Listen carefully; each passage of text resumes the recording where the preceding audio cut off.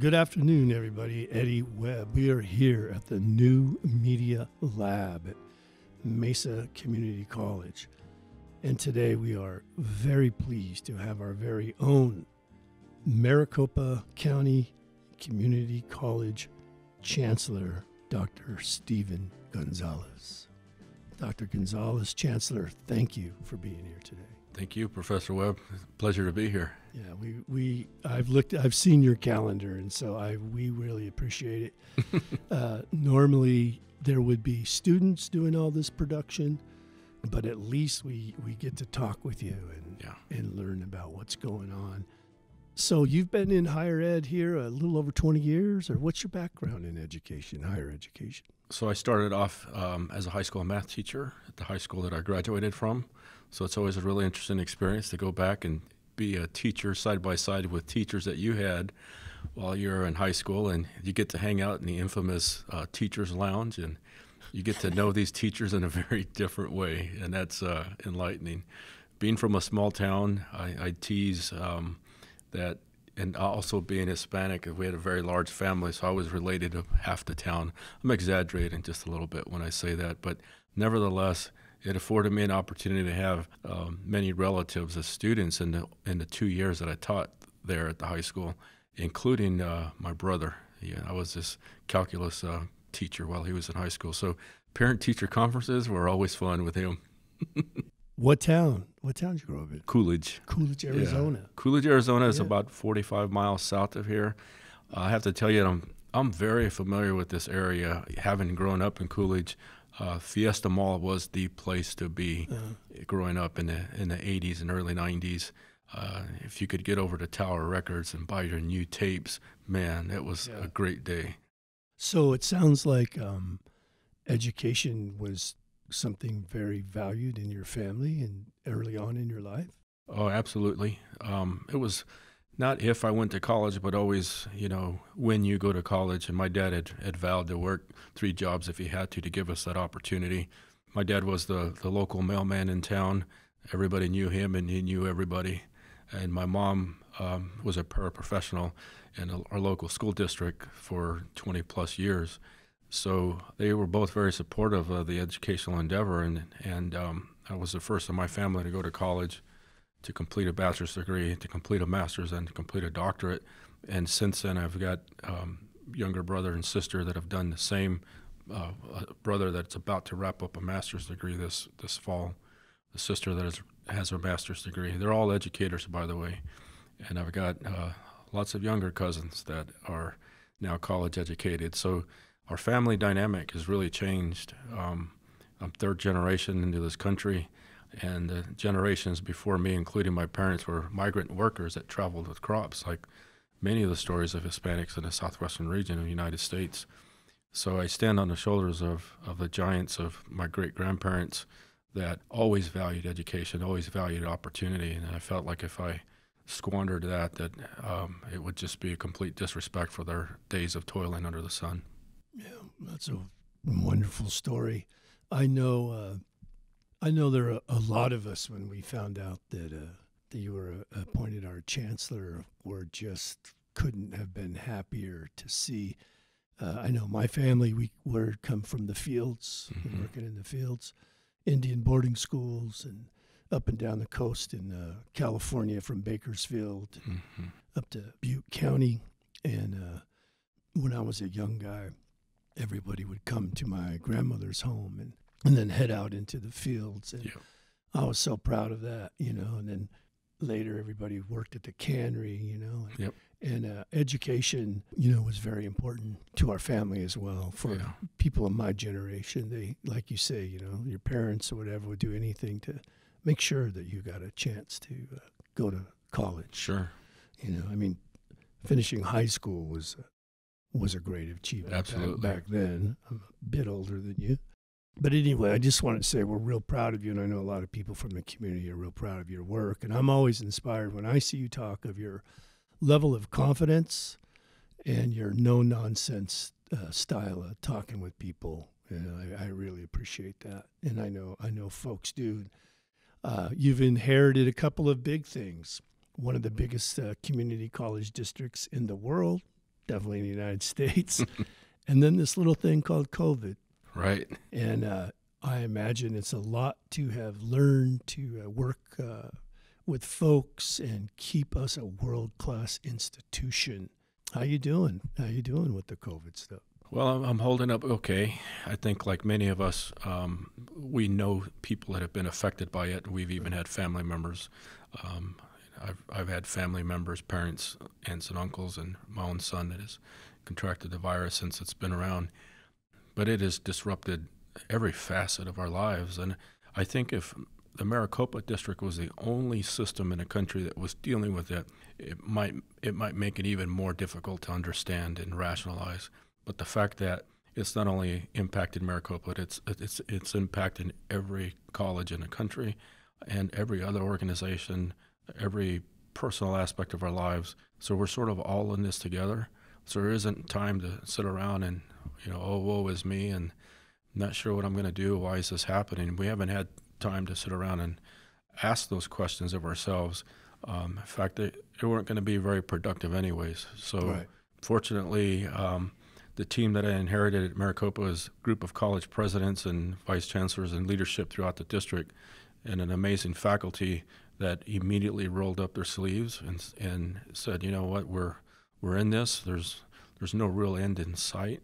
Although many people thought by now we would be okay, they got to work and maintaining academic continuity, which is what we do. That's our craft, was of extreme importance. And so I'd like to think that we delivered on that. We made some tough decisions, and we stood on those decisions. They were well informed. We took a collaborative approach. Not everybody's happy, but to move almost 22,000 classes to an online environment in just under 2 to 3 weeks was amazing. Yeah. And I share that with other college leaders, and they just can't even fathom, if they're a president of a smaller institution, maybe they've only got 1,000 courses that they had to worry about. But even then, that's a challenge. Yeah. I think sometimes people don't realize how big we are as a district. Right. With 10 campuses and well over 250,000 students and all the energy it takes. So we'd ask some folks around to give us some questions for you today. And this is a nice segue because one of the first questions is, what's your sense of morale among people as we're making these transitions and people are not able to come to the campus, and working at home and keeping things going? What's your sense of the morale? Well, coming into this position and having served as a college president, I was in tune with what was going on in our district and the challenges that we're having, especially at the leadership level of the organization. So morale was something that certainly needed to be improved. And as a leader, you've got to assess what is it about morale. And there's different ways that you can do that. You can have conversations the way that we're having. I can just simply ask you, Dr. Webb, what's going on? What can you share with me? What are your thoughts about our organization? What are our challenges and opportunities? One of the first things that I did coming in as interim chancellor was hold listening sessions throughout the district, which got interrupted by COVID. I was able to go to all colleges with the exception of Rio. I think that's the only place I didn't get to. And that included the district office as well in that. And I was beginning to learn a lot about our system and learning what affected our morale. Now, I think most people would say that our stagnant salaries, cost of living adjustments is certainly one of those things that affects morale. But I think as a leader, in addition to value in employees, you can demonstrate value through monetary means, but there are other things that we can do as an organization to value employees. And I really believe that when employees, regardless of where they work in the institution, have an opportunity to affect the organization, to participate, to engage, to understand the work that they do and how it contributes to the overall cause. I mean, if you're an IT guy, if you're one of our custodians, if you're one of our landscapers, you've got to know how the work that you do ultimately ties into the goals of our organization. And I think that there's been an absence of that. And I've worked really hard at Gateway to help our employees understand that and invite them into the circle of conversation to make decisions about our organization. That can have a tremendously positive impact on morale. Beautiful. I couldn't agree more. I mean, this is what people, just humans in general, want to be validated, and they want to feel their worth, and they want to feel that they're contributing, and making the resources available for people to excel and to achieve their potential, I think is critical to morale. It's nice to hear that style. Thank you. I think over here, I've been here 20 or 21 years, I can't remember. But I think because we've had so much turnover, interim stuff, and you build these relationships with people for 2-3 years and then they're gone, or that wears people out. Sure. Right? Because it's like you have to constantly start over, right? And that's something I'd like to see, is some stability, which leads to our second question here. And you actually brought this up at a governing board meeting. That you'd like to see us find some permanent college presidents around the campus. Is this one of the reasons that motivated you to say that or start thinking about that, is to create a sense of stability? Absolutely. This has been something that's been on my mind from the very beginning, but as I became the interim chancellor and thought that I might only be an interim chancellor until June 30th of 2020, I didn't think there would be much opportunity to do that. I thought that might be the job of the next permanent chancellor. And as it became evident that they were not going to fill the position by July 1st of this year, it began to weigh pretty heavily. And so there's a timing to everything. Obviously, I would have loved to have started this process in August or September with a little more runway to do a full search. But we're end of October, beginning of November, and we're going to go for it, and it's to bring stability to our system. We've got to start at the highest level of the organization. Filling the chancellor's position is not up to me, but it is up to me to move forward on some of these other key roles. So we'll move forward on the college presidents, we'll move forward on the chief operating officer and the CEO of our foundation. Once those are in place, that might help calm some of the waters at that level and allow perhaps interims to go back to some of the roles that they have been filling in for the past year. The other part of that, to Dr. Webb, is that if we don't fill those positions this year and we actually wait for a permanent chancellor to start this role and begin that process, it's likely that Mesa, for example, wouldn't see a permanent president for 1.5 to 2 years. And, you've already have been with an interim president who's been doing a wonderful job, by the way, in this position for a year, almost a year at this point. And that's hard on an organization, and it's hard to move. We've been fortunate to have some interims who've been doing a great job. I'm serving as an interim, but I recognize the fact that there's just some people that will just take the wait and see approach to things. Nothing wrong with that. I get it. But we're not going to be able to move our organization forward. Meanwhile, everybody else will continue to surpass us in the work that we do. Yeah. I think for the most part, the interim folks you've had are good. That's not the problem. The problem is the leaving part. Yeah. Right. Because we let it go on for too long. Right. And so, we build these relationships and we build these agreements, and then all of a sudden, somebody shuffles the deck. And you can only do that so many times, you know. So I agree, and I think a lot of people agree what you're doing and pushing forward to that is going to be a very positive outcome on the colleges and the morale of those, who dedicate their lives to education, which, by the way, leads us right into our next question. This notion that the district office itself is becoming the 11th college, and that resources seem to get bottlenecked down there, or programs that are out in the college sort of get absorbed and brought down to the district with committees and different departments and functions at the district. And people are wondering about how that disrupts resources out in the college. And is there sort of this centralizing notion of bringing programs to the district that tend to just become bureaucratic type operations rather than teaching, where students are not involved with this, these sorts of activities? Yeah, that's a great question. So let me first say that we've got a lot of folks at the district office, and many that I'm getting to know better, that have the same type of passion and energy for student success that you and I have being on college campuses, and they want to be engaged.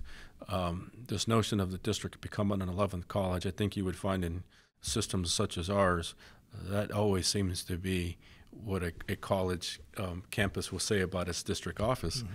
I mean, I've been a college president in the Maricopa system for 7.5 years, and I've got my list of issues that I take with our district office. At a presidential level, sometimes it's a lack of authority to bust through that bureaucracy that you talk about, and but yet being held accountable for things that I've got zero control over. And so my fight has always been, I'm okay with you holding me accountable to my job description, but my ability to actually do it needs to line up with that. And if I fall short, then handle me. Right. If not, don't blame me for any shortfalls when you're controlling a process at that level. I've looked at data recently, and over the last 7 or 8 years, while some colleges have declined in enrollment and declined in budget, as a result of that, district office has increased in budget. So that's right. One of the things that I plan to do, we're actually in the throes of a new budgeting process for the upcoming fiscal year that is calling for an overall 3% reduction in our budget to account for the 15% enrollment loss that we had for the fall. And right now we're tracking to 15 to 20% for the spring. Those dollars have got to come from somewhere. Well, in the past, the district has never had to suffer that loss when there's been an enrollment loss across the system. Well, that's going to change as long as I remain in the role. In fact, I think we should take a greater lead in taking the cuts that are necessary so that we ensure we take less resources from our colleges who need them most, because you're absolutely right. The serving of our students is taking place in our classrooms, in our classrooms by professors, or in the student services where they're providing assistance to get financial aid, counseling, learning, academic support. That's where we need to shore up our help. Absolutely. And I think you're going to have a whole lot of people agree with you. It's because it is hard when you're out here with the students. That's where the footsie is, right? Mm-hmm. And you're trying to build programs, and all of a sudden, your resources are gone. But then, we see more and more bureaucracy, and more programs popping up downtown. Right. It can be very frustrating. But I'm glad to hear your perspective. And we've had 3 or 4 podcasts here when we talk about the footsie model, or enrollment up or enrollment down. It's like I always ask, up from what, down from what? Right. Like if we didn't have the money, the treasurer that we have from the state, you couldn't run a business the way we react to this, right? So whether there's 19,000 students here or 24,000 students, we still have to operate like a first-class college. Right. Right. So this idea of every, 32 weeks, if enrollment's up or down, we're going to take money away or give you money. It's just a bad business model. Right. Right. I mean, I'm pushing for 5-year budgets. I hear talk of 2. There's talk of that. Yeah, but that's 2 years in education is like a blink of the eye. Right. Right. Especially if you're trying to build stuff. So I think we have to be smarter about how we invest, because we can't cut our way into success. Mm-hmm. At some point, we have to invest our way into success. And for me, that's about building programs that draw, a destination for students. Right. And here at the lab, we do a lot of faculty profile. We've started a press where we want to get students excited about working with particular faculty and programs. I think the district does a really good job in some ways about marketing, but I'd like to see colleges get a little more aggressive about that. I fought Muay Thai for 20 years, and my jaw is popping in and out. Did you hear that clicking going on? It's been a while. This thing was pushing on it. I've had my jaw knocked out of place so many times. So yes, I think this is really good news for people to hear. That you're being thoughtful about this. Do you think your math background benefits you for analytics in determining the problem solving? I would say that it does. Yeah. You know, and what I always loved about math is that there's truly more than one way to solve a problem, and being able to take that problem and dissect it to figure out what the other possible solutions and avenues are to get in there is the fun part of solving a problem for me. And I had to do that many, many times through my bachelor's and master's degree. In this job, there's not always a right answer. There isn't a solutions manual, but we've got serious problems to solve. Right. I think the other part that comes into play in my experience that I apply on a regular basis is that I was an athlete. I wrestled, I ran track. So you're, especially in wrestling, as you just described your experience with Muay Thai, it's mano a mano with someone. And at some point, there's no one else to blame but yourself for your shortcoming and what just occurred. Yeah. And if you don't believe it, somebody probably recorded it, and you can see it for yourself. Yeah. And so I took that experience, and I became a wrestling coach. And I find that through my experience in coaching, you have to develop the ability to constantly work with someone, identify their strengths, and identify their areas for growth. And that's exactly what leadership is. And I think that's what I feel like I'm constantly trying to do here at work. And whether people realize it or not, that's things that I think about. And I also understand that in building a team, it's not going to help me at all to have a group of people around me that are going to constantly say yes and be afraid to say no. So I've got to encourage the dialogue and the honest conversation. So that's a key strategy too, to getting to the heart of the problem. Yeah, you know, I've been down. I when we were doing the new Media Lab tour before all this shut down, one of the last colleges I went to was Gateway, and people were real excited about you down there, man. Yeah, thank you. And people, the morale, it was infectious when I was there. And then every time I would say, well, we started out in this room that looked like had been an old county jail room. I'm only 5'11", but I felt like the ceiling was pushing me down. You know? And I said, man, I don't think we can do this here. And they're finally like, all right, let's show them. And they took me around this place. And as a result, we redesigned our whole interior here because the way you guys have it. I'm like, why were you guys holding out on me? And they were laughing. They're like, well, But there's some good stuff happening down there. And you can feel how your leadership has trickled down into the morale of people, because they feel. I just had a feeling that they were very excited about working there. Mm-hmm. They're kind of one of our smaller colleges too.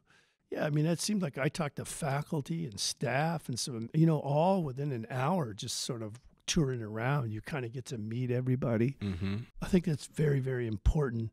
I think one of our other questions here, and I think it ties into that, is cultural intelligence throughout the district. Coming from a Hispanic background, how do you see culture, right? Like, how have we evolved into a place that embraces diversity instead of being afraid of it? Well, I think if we understand the purpose of our work, when we discuss culture, when we discuss diversity, equity, and inclusion, sometimes on the front end of that conversation, people make assignment to what that means. And for some, they may believe that it's just going to be a concentrated focus on our black students and black employees, or it's just going to be a concentrated focus on getting more faculty of color. I mean, whatever. I've heard it. I've heard all of the reasons as to why there is skepticism in that work. But the fact of the matter is that we exist to provide education to students and an opportunity for them to become something different than what they are when they come to us. There's been nothing that's been proven more times over that the great social equalizer to be education. I mean, even people that win a lottery, half of those people are dead broke within a few years. With education, that's something that you take with you, you keep with you, and if you use it appropriately, it's going to open many doors. And so if we have the understanding that our work in diversity, equity, and inclusion is one more tool to help our employees to be successful and to help our students to be successful, I think it would allow the guard to be let down perhaps a little and really begin to appreciate and understand that work. We all come from different cultures. And even when I sit across someone who's clearly Hispanic and has grown up in the same regions, even in the same town, it is not safe for me to make assumptions that we are one and the same just because of the color of our skin, background, last names, or whatever. That individual has a culture that was developed through their family and the family values. I mean, culture is something it's a history of family that is handed down from one generation to the next. I didn't grow up in that person's home, so it's incumbent upon me to get to understand this person's personal culture. And it really doesn't matter what color they are. If I don't take the time to do that as an employee, as a leader, or as a professor, then I may not be as successful. I just might not. I don't want to say that you'll never be successful or that you would be that I would make a promise that you'd be more successful, but I would say that the research says that you should be more successful if you have a good understanding of cultural intelligence and the impact that it plays in our classrooms when students are learning. The first professor of color that I had that was actually Hispanic was a math professor in my graduate program. He was actually from Mexico City. And so it was nice to see someone that looked like me in a classroom. And for the first time, I felt like I didn't have to prove my worth there. And here I am in a master's program for mathematics, as if I still need to prove something to somebody, right? But the fact that we were both of Mexican descent, we had different cultures. He grew up in Mexico City. I grew up in Coolidge, Arizona. There wasn't much that we could relate on. So he still had a job to learn about my culture, and I had a job to learn about his culture. Yeah, that's what it's all about. Right. We're talking about thoughtfulness. We're here in the New Media Lab with our Chancellor, Dr. Stephen Gonzales. I want to thank you guys for listening in, and we're going to be right back for the second half of our conversation.